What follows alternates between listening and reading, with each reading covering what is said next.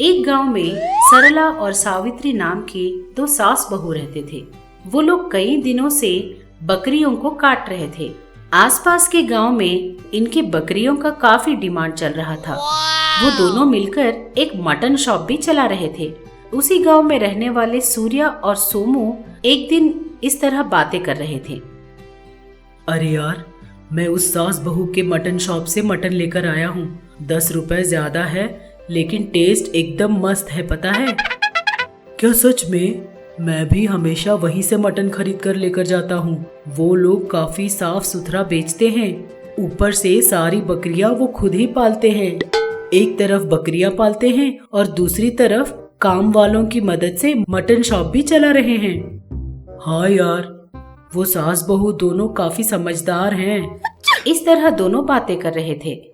ये सास बहू की जोड़ी आसपास के कई गांवों में बहुत नाम कमा चुकी थी। एक दिन सावित्री हॉल में बैठी हुई थी कि सरला आकर बोली, सासू माँ, बकरियों को चारा खिलाने का टाइम हो गया है। मैं उन्हें ले जा रही हूँ। आप आज घर पर ही रुक जाइए, बहुत धूप है बाहर, ठीक है? अरे बेटा, तुम सारी बकरियों को अकेले नहीं संभाल सकती। रुक जा, मैं भी तेरे साथ चलती हूँ। ऐसा बोलते हुए वो घर के बाहर बकरियों के पास पहुंची। दोनों बकरियों को चरवाने के लिए ले जा रहे थे कि हरि नाम का आदमी आकर बोला, माँ जी, हमारा पास के गांव में एक मटन शॉप है। मुझे पता चला कि आपके पास बकरियां हैं। मैं कुछ बकरियां आपसे खरीदना चाहता हूँ। हमारे पास बकरियां तो हैं, लेकिन हमारा खुद का मटन शॉप है। हम उसे काम वालों की मदद से चला रहे हैं। हम बाहर के लोगों को बकरियां नहीं बेचते। ऐसा बोलकर उसे वहाँ से भेज देती है। दोनों सास बहू बकरियों को लेकर जंगल पहुँचते हैं। इनके मटन शॉप पर हमेशा बहुत भीड़ लगी रहती थी।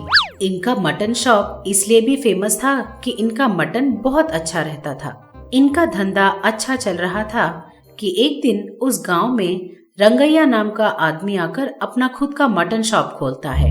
रंगैया इन सास बहू से थोड़े कम दाम में मटन बेचता था। सोमू और सूर्या नाम के दो आदमी रंगैया के मटन शॉप के बारे में इस तरह बातें कर रहे थे।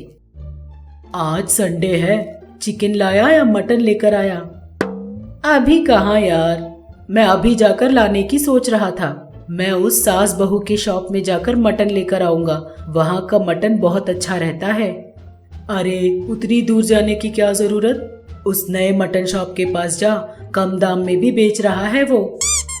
अरे यार, वो कम दाम में बेच रहा है, इसका मतलब कुछ न कुछ गड़बड़ है।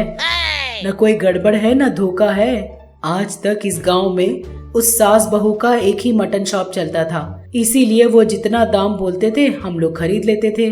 अब जब इस दूसरे आदमी ने दुकान खोली है ना, तब हमारी समझ में आया है मटन का असली भाव क्या है। वो भी तो वही मटन बेच रहा है ना, जो मटन वो सास बहू बेचते हैं। जहाँ हमें 10 रुपए कम हो जाते हैं, वही लेना ही अच्छा है ना। हाँ यार, तू तो सही कह रहा है। चल तो फिर उस नए आदमी के पास जाकर ही खरीदते हैं। ऐसा सोचते हुए वो लोग वहाँ पहुँचते हैं। इस तरह गांव के काफी लोग रंगैया के पास ही जाकर मटन खरीदने लगते हैं, क्योंकि वो सास बहू के मटन से कम दाम में बेच रहा था। दिन ब दिन सास बहू के शॉप पर मटन खरीदने वालों की संख्या कम होती जा रही थी। एक दिन सावित्री बोली, ये सब क्या हो रहा है? आजकल तो लोग खरीदने आ ही नहीं रहे। क्या हो सकता है? सासू माँ, गाँव में एक नया मटन शॉप खुल गया है।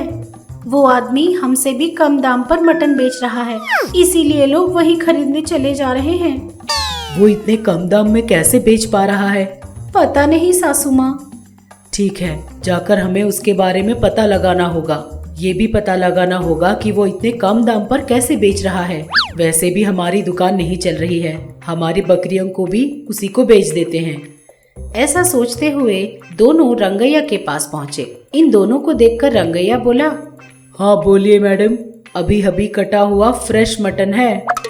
तुम इतने कम दाम पर मटन बेच रहे हो ना, तुम्हें मुनाफा तो होता ही होगा। तुम ये बकरियां लाते कहाँ से हो? उसने पूछा। रंगैया थोड़ा घबराते हुए बोला, अरे वो सब तो व्यापार के रहस्य हैं, मैं किसी से नहीं बताता। आपको मटन कितना चाहिए बस ये बताइए। उसने कहा। ये बात सुनते ही दोनों सास बहू एक दूसरे का चेहरा देखते हैं और मन में सोचते हैं, हमारे पास बहुत सारी बकरियां हैं, आपको वैसे भी बकरियों की जरूरत पड़ेगी ना, तो आप हमसे खरीद लीजिए। मैं वो सब ऑर्डर करके खरीदता हूँ, मैं आपसे नहीं खरीद सकता, उसने कहा। दोनों सास बहू बिना कुछ बात किए वहाँ से घर चले गए। सासू माँ, मुझे ना उस पर बड़ा ही शक हो रहा है, वो कुछ ना कुछ तो गड़बड़ जरूर कर रहा है। हाँ री, हमने उससे जो भी प्रश्न किए उसके लिए वो घबराते हुए हड़बड़ाते हुए हमें जवाब दे रहा था। हाँ सासू माँ, हमें इस बात को पता लगाना ही होगा। ऐसा सोचते हुए वो लोग उस रात सो गए। आधी रात के समय एक आदमी सर से पांव तक खुद को ढककर सावित्री के एक बकरियों के पास पहुंचा। उसने अपना कपड़ा हटाया तो हमें दिखा कि वो रंगैया है। मुझे नहीं पता था कि इस गांव में इतने अच्छी बकरियां हैं। अगर पता होता तो मैं आसपास के गांव से बकरियां चुरा कर नहीं लाता, यहीं से चुरा लेता। ऐसा सोचते हुए उन बकरियों में से एक बहुत ही मोटी और ताजी बकरी को लेकर अपने दुकान पर चला गया। उसकी दुकान से अंडरग्राउंड के लिए रास्ता था। उस रास्ते से वो अंदर चला गया। वहाँ खूब सारा मटन रखा हुआ था। ये लोग सारे पागल लोग हैं। इन्हें ये तो पता है कि मैं कम दाम में बेच रहा हूँ, मगर ये लोग नहीं सोच रहे कि मैं इतने कम दाम में कैसे बेच रहा हूँ। जब मुझे बकरियां खरीदने की जरूरत ही नहीं पड़ रही तो मुझे जितना भी आए सब कुछ मेरा मुनाफा ही तो हुआ ना। इस तरह वो मन में सोचते हुए ऊपर आया। सुबह सावित्री अपने बकरियों को देखने के लिए वहाँ पहुँची और उसने जब देखा उनमें से एक बकरी गायब है तो वो बहुत घबराने लगी। सरला, बेटी सरला, हमारी एक बकरी नहीं दिखाई दे रही, क्या हुआ? कल हमारे साथ वापस आ गई थी ना? हाँ सासू माँ, मैंने कल ही तो उसे देखा था, अभी कहाँ चली गई? इस तरह वो आसपास ढूंढने लगी, उसे वो कहीं नहीं दिखाई दी। उनको कुछ भी समझ में नहीं आ रहा था।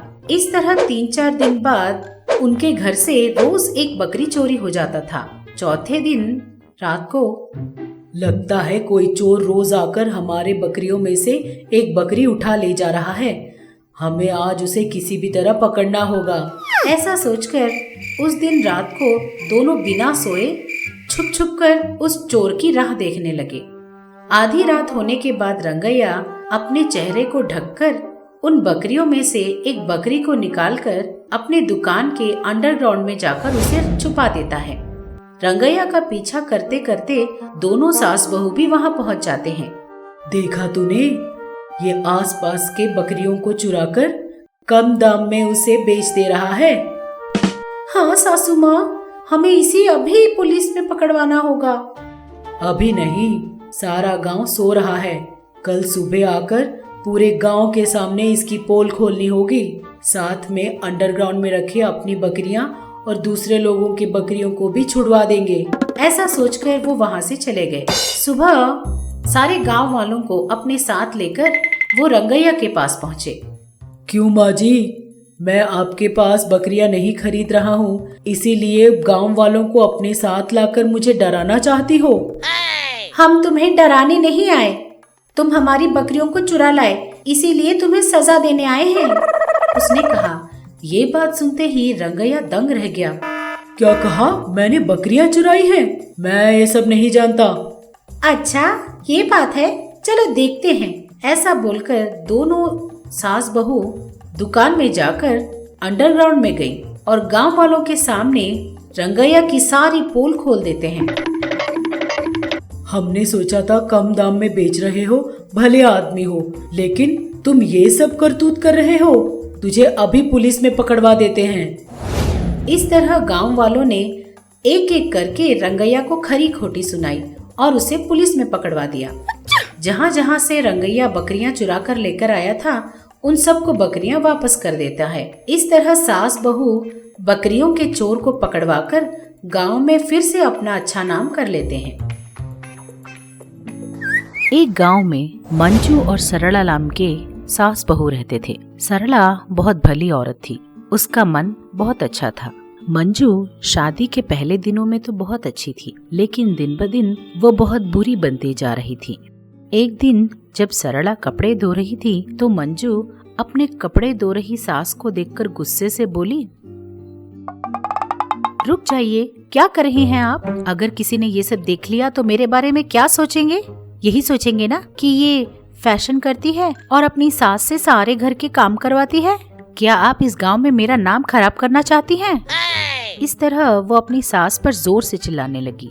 मंजू की बात सुनकर सरला बोली, अरे अरे, अभी हुआ क्या है? सारे कपड़े यही पड़े हुए थे तो मैंने धो डाले। क्या मैं नहीं जानती कि इन्हें धोना है? मैं नहीं धो सकती क्या? आप मुझ पर गुस्से से आसपास के लोगों के सामने मुझे बुरा बनाने के लिए ही ये सब कर रही हो ना? मैं सब जानती हूँ। अरे बाबा, ऐसा कुछ नहीं है, मेरे पास कोई काम नहीं था, गंदे कपड़े दिखाई दिए तो धोने लगी बस। अरे अगर कोई काम धाम नहीं है तो भगवान का नाम लेते हुए एक जगह बैठ जाइए और ऐसे काम मत कीजिए जिससे मेरा बुरा नाम हो।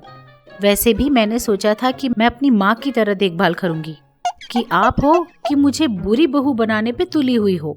इस तरह मंजू रोते रोते घर के अंदर चली गई। उसके जाते ही सरला बोली, अरे मैंने उसे तो कुछ कहा ही नहीं अभी तक, वही आई, मुझ पर चिल्लाई और फिर रोते रोते खुद ही चली गई, ऊपर से मुझे बोलती है, छी। इस तरह वो सोचने लगी। इसी तरह हर दिन मंजू सरला कोई भी काम करे उस पर जोर जोर से चिल्लाती रहती थी। अगर सरला बिना किसी काम के बैठी रहती तो भी वो आकर बोलती कि ये अपना घर है, इस तरह खाली कैसे बैठ सकते हो। सरला को अभी तक समझ में नहीं आ रहा था कि उसकी बहू का मन कैसा है। इसी तरह एक दिन रात को जब सरला भक्ति चैनल देख रही थी तो मंजू वहाँ आकर बोली, जब देखो तब वो भक्ति चैनल ही देखती रहती हो। आप जानती हो ना इस वक्त मैं सीरियल देखती हूँ, लाइए रिमोट मुझे दीजिए। ऐसा बोलकर अपनी सास के हाथ से रिमोट छीन लेती है और अपना चैनल लगा लेती है। सरला कुछ नहीं बोलती। अगले दिन सुबह मंजू हॉल में देखकर फोन देख रही थी तो सरला वहाँ आकर बोली, आज मेरी बेटी पढ़ाई पूरी करके घर वापस आ रही है, स्टेशन जाकर उसे ले आ।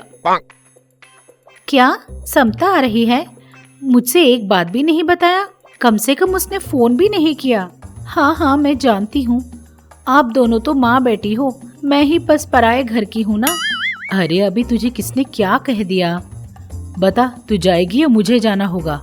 इस तरह दोनों बातें ही कर रहे थे कि समता बैग लेकर घर के अंदर पहुंची। समता को देखकर सरला दंग रह गई।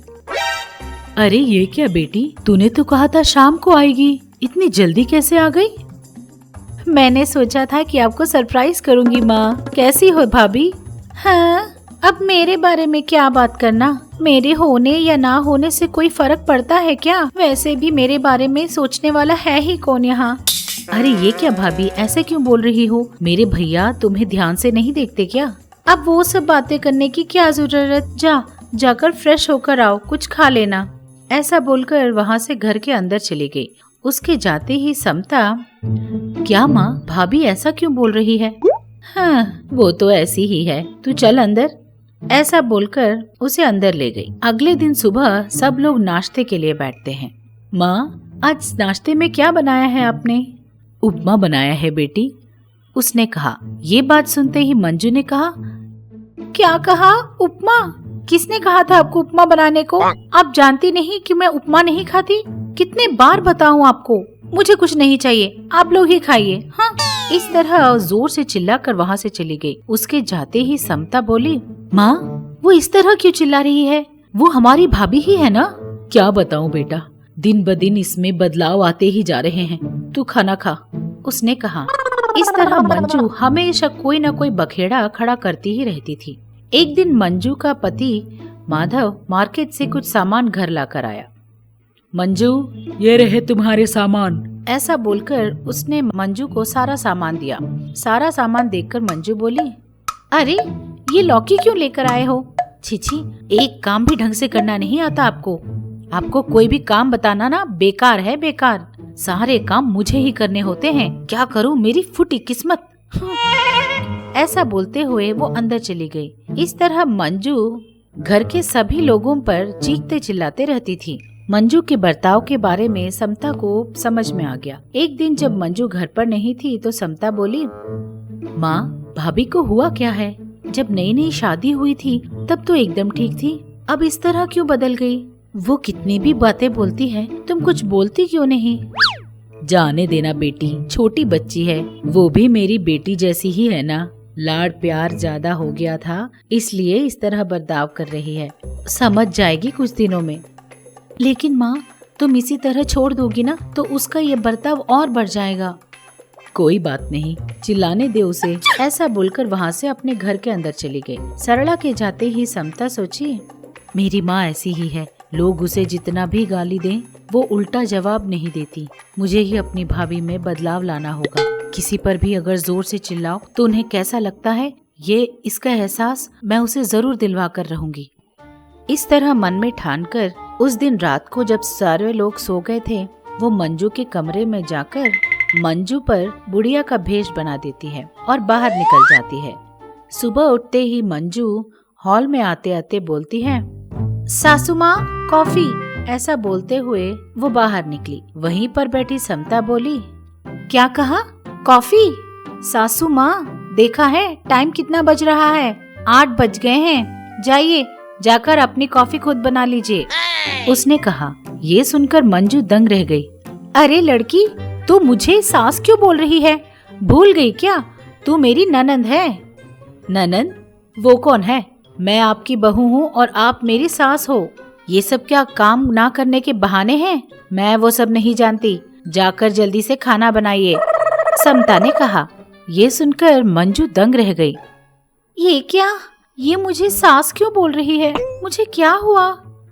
ऐसा सोचकर वहीं दूर रखे एक आईने में अपने आप को देखती है। अपने आप को देखकर वो दंग रह जाती है।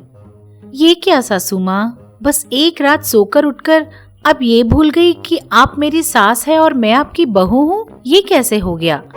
पता नहीं, मुझे तो सब गड़बड़ घोटाला लग रहा है। कोई कंफ्यूजन नहीं है, कुछ नहीं है। जाकर फटाफट सारे बर्तन मांज दीजिए, उसने कहा। ये बात सुनकर मंजू किसी सोच में पड़ गई।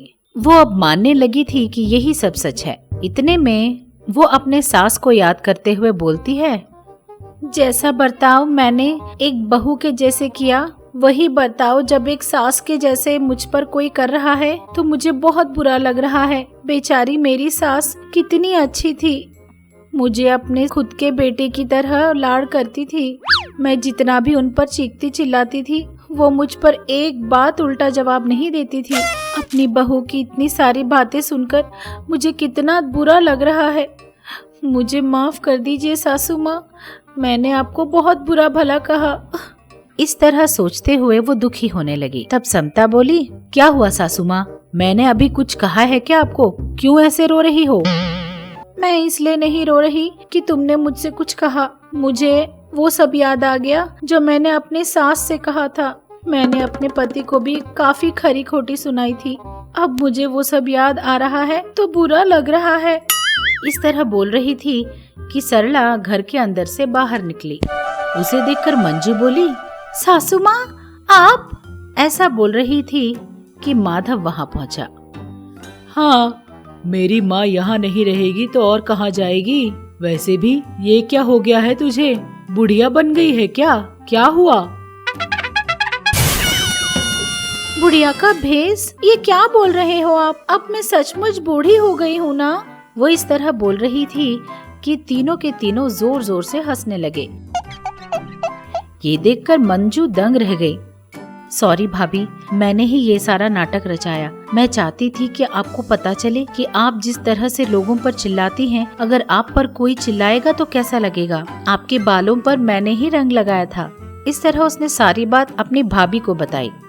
उस दिन से उसे अपनी गलती का एहसास हो गया और उसने अपना बर्ताव उस दिन से बदला और सब लोगों से हंसते हंसते बातें करने लगी।